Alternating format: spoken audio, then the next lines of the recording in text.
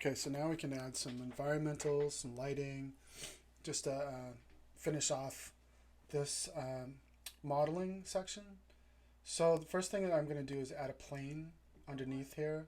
Right now you can see that the table kind of like crosses that plane. It's like in the middle of it. But once we add a plane, you'll see, excuse me, what we can do with that. So floor element, there's also environment, background. You can see that there's a sky element. So all these are environmental things that can be added.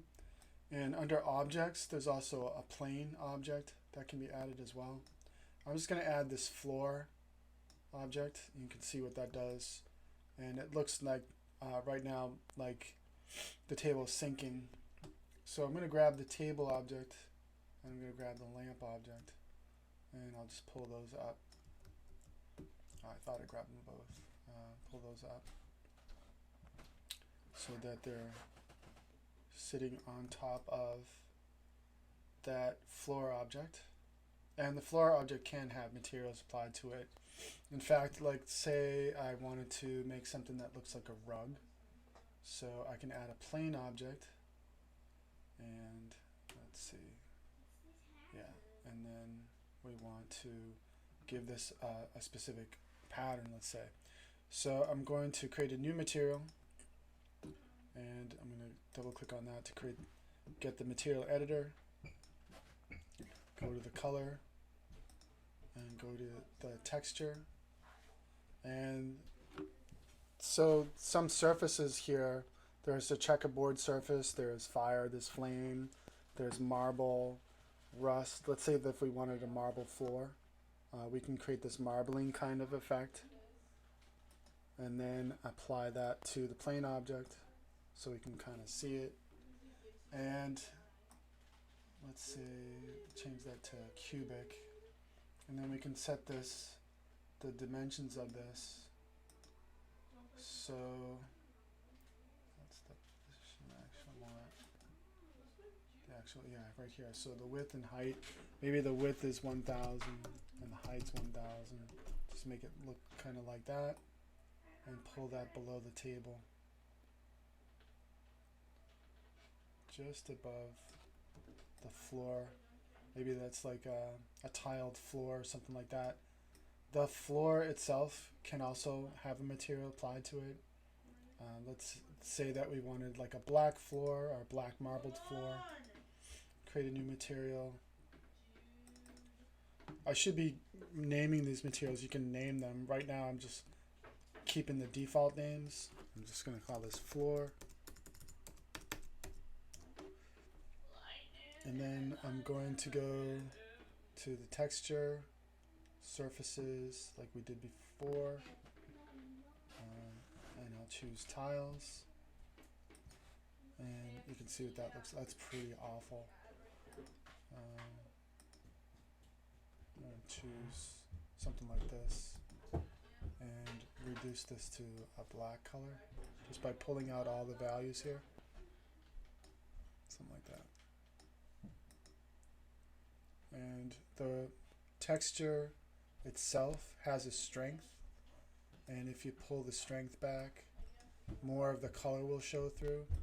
You have less of the texture showing through now.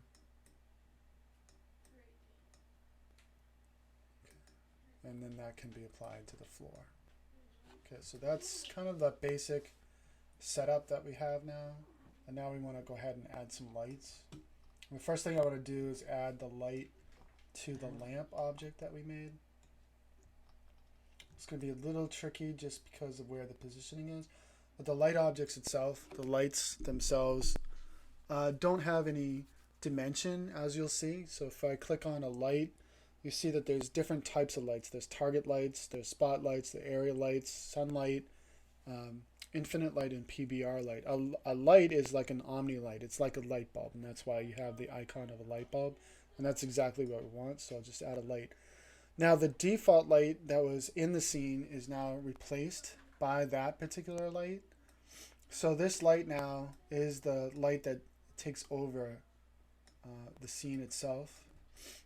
You can see here, this is why I wanted to make this lampshade a little bit more transparent, but you can see what's happening with that now. So that's with one light. And if you can see in the light itself what's happening. It's kind of like shining on the gold, which is beautiful. That's exactly what we want. But then the lampshade itself has the absence of light, and that's why it appears as black. Now, one thing about lights is when you add a light, it doesn't emit shadows by default. If we go into the shadow tab here, you can see that by default it's set to none. So we have a couple different options. We can choose soft shadows, and I don't know if we're going to see it here. No, we don't really see it yet. When we render, we do a quick render, you can see what's happening here. It doesn't look like anything because we need more lights than what we have here. That light's getting obscured. But there's also ray traced hard shadows and then area shadows, which is a softer shadow. So right now, I'm just going to keep this the way that it is.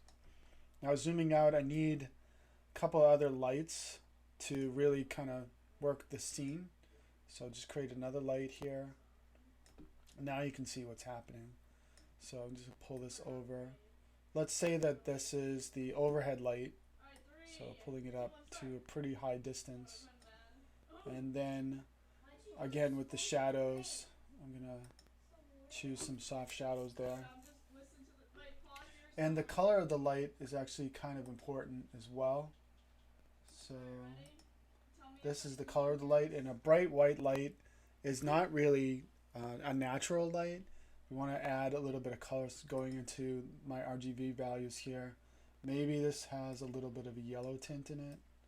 Just kind of adjust that a little bit. And that will affect the way that the rendering happens. So you can already see that I have two lights here. I want to add additional lights to the scene. I can copy this light or I can add another light. So let's say, for example, I add a target light, and you can see what's kind of happening here. So this target light is going to point to an object. So if we use this control, it will point to a specific area and kind of like move that around, almost kind of like a big LED light that you might see in a supermarket or something like that. That's a target light. And again, we'd have to turn on the shadows to see what that looks like. If we do a quick render on that, now you can see all the shadows come into play. And this light, the intensity on this light is pretty light, so probably want to adjust that. So that was the first light. This first light, the intensity, if we go into the basic, general, the intensity is only at 100%. So I don't know if that can be, that can be a lot more than 100%. Maybe it's 125%. Okay, so you can make adjustments like that. And then probably want to add another light on this side over here, kind of like a fill light. Usually you'd want a fill light. So I might add an area light and just pull this way. And I think, let's see what that does. The intensity on that's a little high. And the shadows are off, so I'll turn the shadows back on. And I'll just pull down the intensity a little bit. And zooming in, I want to go take a look at what this render looks like. So now you can see, and this is really important, it's key. So textures are really important, but lighting is really probably the most important thing that you can do for making something look a little bit more realistic. And this is a low quality render. If we take a look at the render settings, right now it's only set to 72. If I set this to 300 and I set this to 1920 by 1080, It's going to change the render settings. And then we have some things like filter aspect ratios and things like that, and anti-aliasing. There's a bunch of different settings here for the rendering itself. So once we have those settings set, if we go ahead and render again, you'll see that the passes take a little bit longer because we changed the settings, and this will be what we have. We might want to add like a floor light or something like that, or some other lights in this situation, and the light colors might change depending on what kind of appearance that you want to get. But that's basics on lighting, and that completes our modeling.